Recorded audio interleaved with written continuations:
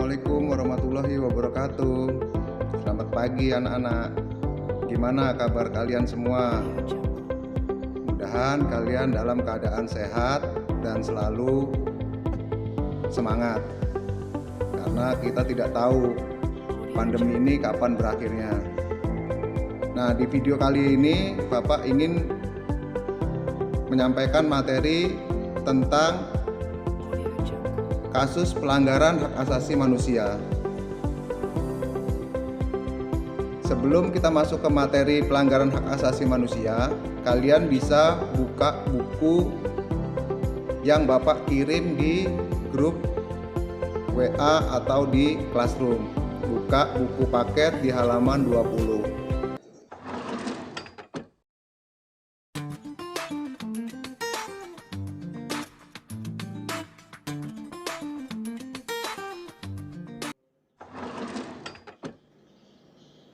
Sebelum kita masuk ke materi selanjutnya, kalian sudah mempelajari tentang apa itu pengertian HAM, hak asasi manusia. Hak asasi manusia itu hak yang dimiliki oleh manusia yang tidak dapat dilanggar dan dipisahkan. Nah, kita masuk setelah materi pengertian hak asasi manusia, kita masuk ke materi kasus pelanggaran hak asasi manusia.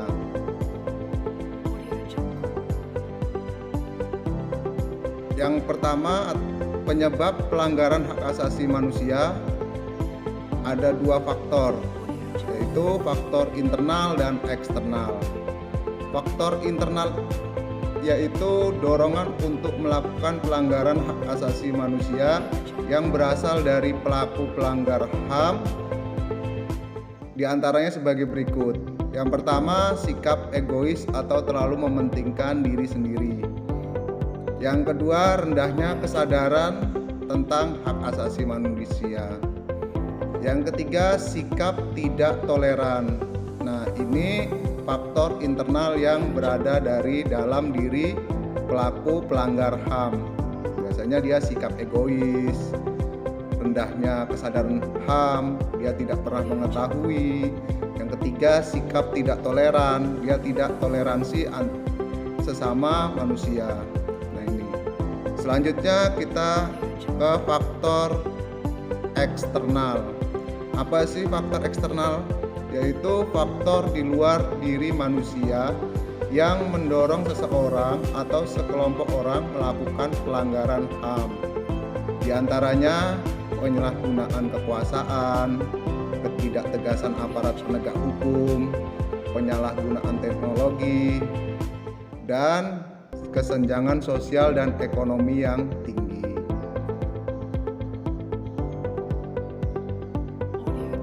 Selanjutnya kita membahas yang kedua, kasus pelanggaran hak asasi manusia di Indonesia. Nah, ini kasus-kasus pelanggaran hak asasi manusia yang ada di Indonesia, dan ini merupakan suatu sejarah yang tidak bisa dilupakan oleh bangsa Indonesia. Yang pertama, penembakan mahasiswa Universitas Trisakti pada tanggal 12 Mei 1998. Dalam kasus ini 4 orang mahasiswa tewas.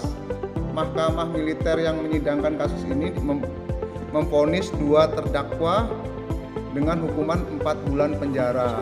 4 terdakwa divonis 2 sampai 5 bulan penjara dan 9 orang terdakwa divonis penjara 3 sampai 6 tahun.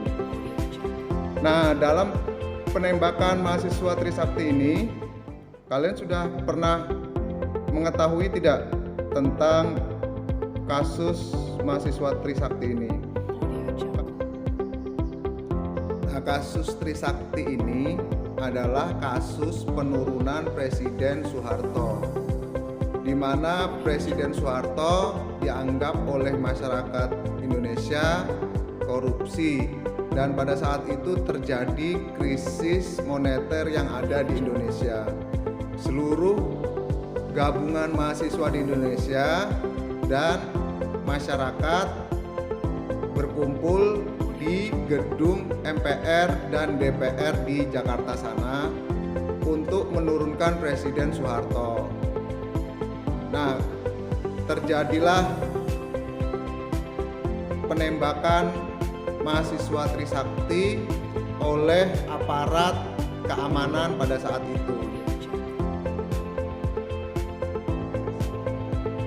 Selanjutnya, kasus tragedi Semanggi pada tanggal 13 November 1998. Dalam kasus ini 6 orang mahasiswa tewas, kemudian terjadi lagi tragedi Semanggi II pada tanggal 24 September 1992 yang mengakibatkan seorang mahasiswa tewas. Dan banyak lagi kasus-kasus pelanggaran hak asasi manusia. Bapak ambil contoh kasus Marsina. Kasus Marsina ini adalah kasus buruh yang ingin memperjuangkan gaji seluruh karyawan. Setelah ini kalian bisa melihat cuplikan video tentang kasus Universitas Trisakti. 1. Tragedi Trisakti.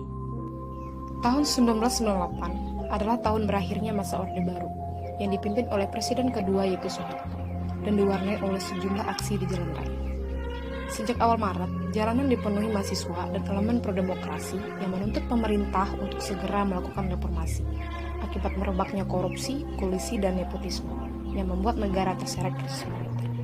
Salah satu aksi yang akan diingat oleh sejarah berlangsung pada tanggal 12 Mei 1998. Masa aksi meramaikan kampus sejak pukul 10.30. Cukup banyak aktivitas akademika yang terlibat, mulai dari mahasiswa, dosen, penjabat fakultas dan universitas, serta karyawan yang berjumlah sekitar 6.000 orang. Masa aksi berencana menuju gedung MPR atau DPR, yang koordinasinya masih tertata. Mereka mulai bergerak ke pintu gerbang yang mengarah ke Jalan Jenderal Sudirman S. Parman dengan penjagaan Satgas Internal. Namun, saat tiba depan pintu Wali Kota Jakarta Barat, masa diadang oleh 2 lapis barikot aparat yang membawa tameng dan pentungan. Lalu dilakukan negosiasi antara beberapa wakil mahasiswa dan pimpinan komando aparat, Dandim dan Wakapolres Jakarta Barat. Mendekati pukul 17, negosiasi tercapai, yakni mahasiswa dan aparat akan sama-sama mundur.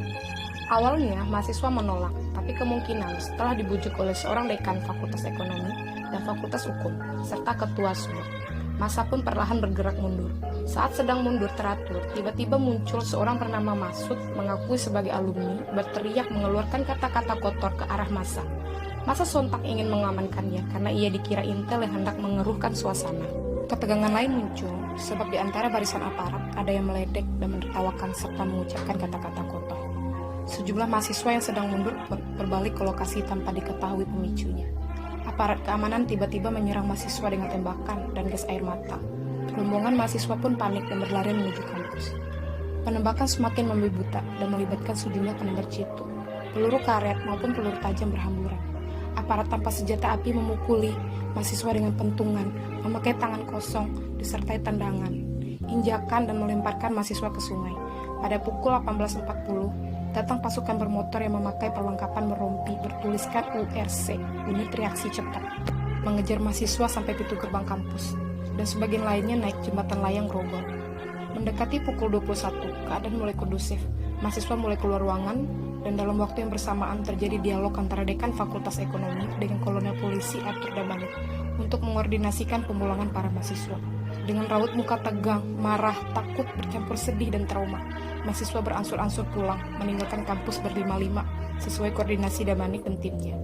Tragedi Trisakti menelan nyawa 4 orang yang bernama abadi hingga kini, yakni Elang Mulia Lesmana, Fakultas Teknik Sipil dan Perencanaan Jurusan Arsitektur, Hafidin Royan, Fakultas Teknik Sipil dan Perencanaan Jurusan Teknik Sipil, Heri Hartanto, Fakultas Teknologi Industri, dan Hendriawansi, Fakultas Ekonomi.